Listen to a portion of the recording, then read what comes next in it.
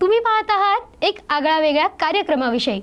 कला, संस्कृती आणि सक्षमीकरण यांचा त्रिवेणी संगम असणाऱ्या महा एक्झिबिशन 2025 या खास महिला प्रदर्शनात 29 आणि 30 मे रोजी मुंबईत विविध कार्यक्रमांची रंगतदार सुरुवात IAS अश्लेन स्कूल येथे झाली आहे। विभा गायडन्स हबच्या संस्थापक विभा अतुल परब यांच्या नेतृत्वाखाली हा उपक्रम यशस्वीपणे सुरू झालाय। पहिल्या 2 दिवसात पैठणीचा नखरा या स्पर्धेने उपस्थितांना मोहिनी घातली आहे, तर परीक्षक म्हणून सुनीता पाडवेकर, कोमल पाखेर आणि सोनाली कोडे यांनी परीक्षण केलंय। पाककला स्पर्धेत महिलांनी मटारचे तिखट पदार्थ करून आपले कौशल्य दाखवत चवदार वातावरण निर्माण केले होते। डॉक्टर नम्रता सीताराम देशमुख यांनी प्रेरणादायी हितगुज सादर करत महिलांना जगण्यासाठी नवदिशा दिली आहे। सर्व कार्यक्रम महिलांसाठी विनामूल्य असून महिला सहभागातून सृजनशीलतेचा उत्सव दिसून आलाय। 31 मे रोजी होणाऱ्या व्याख्यान व सांस्कृतिक सत्रांबाबत महिलांमध्ये प्रचंड उत्सुकता लागून आहे।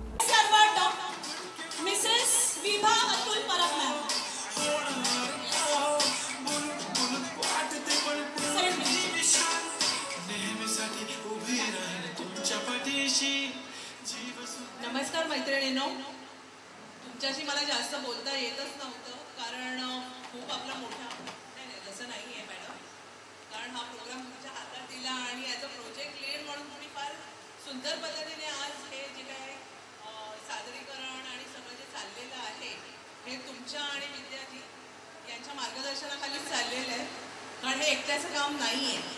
प्रत्येक वेळी आम्ही सगळ्यांना सांगत आलेलो आहे की आज विभा गायडन्स हब हा मानवी सक्षमीकरणवर आपण जो हब चालू केलेला आहे, तर सगळ्यांनी जास्तीत जास्त संख्येने आपल्याबरोबर जुळून स्वतःचा फायदा करून घ्यायचा आहे।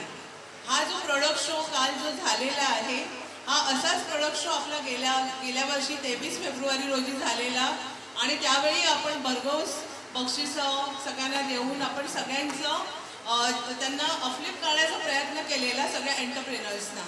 तर सगळ्यांना विनंती आहे की ज्या काही इकडे जे मार्गदर्शन सत्र चालू आहेत किंवा निरनिराळ्या कॉम्पिटिशन्स जे चालू आहेत त्यामध्ये तुम्ही स्वतः सहभागी होऊन स्वतःमधील कलागुणांचं प्रदर्शन तुम्हाला सादरीकरण करायचं आहे, कारण ह्या संधी आपल्याला चालून येतच असतात, पण आम्ही थोडा वेगळेपणा आणण्याचा प्रयत्न केला आहे आणि ते तुम्ही सगळ्यांनीही ते ॲक्सेप्ट केलेलं आहे, स्वीकारलं आहे आणि त्या पद्धतीने आपण आता लवकरच ठाण्यामध्ये थोडासा आपण ह्यामध्ये काही बदल करून पण आपण करणार आहोत। तर आजच्या या पाककला आज जी चालू आहे यामध्ये मला वाटतं टोटल किती जणांनी मॅडम घेतलंय? ॲक्च्युली 50 एंट्री आलेल्या, पण आपल्याला 30वर थांबावं लागलं कारण बराच वेळ आपल्याकडे तसा कमी होता त्याच्यामुळे।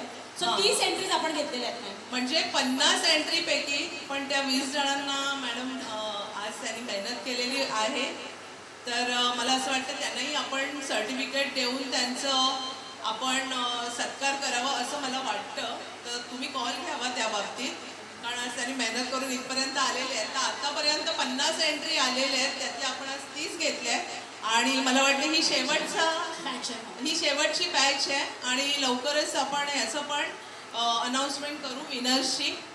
त्यानंतर उद्याच्या प्रोग्रामविषयी तुम्हाला सांगायचं म्हणजे पैठणीचा नखरा तर आहेच ही कॉम्पिटिशन, पण जो आम्ही उद्या विजेश क्वीन 2025 घेणार आहोत, तर यामध्ये किती जणी भाग घेणार आहेत? क्या बात आहे, वर्क पाठवून हात आलेले आहेत। Yes yes yes. म्हणजे न घेण्याचं रिझन काय आहे? थोडं आम्ही तुम्हाला बोलतो करतोय, कारण हा क्वीन प्रोजेक्ट आपण करण्याचं रिझन केसापासून नखापर्यंत महिलांचं आपण ग्रूमिंग करणार आहोत।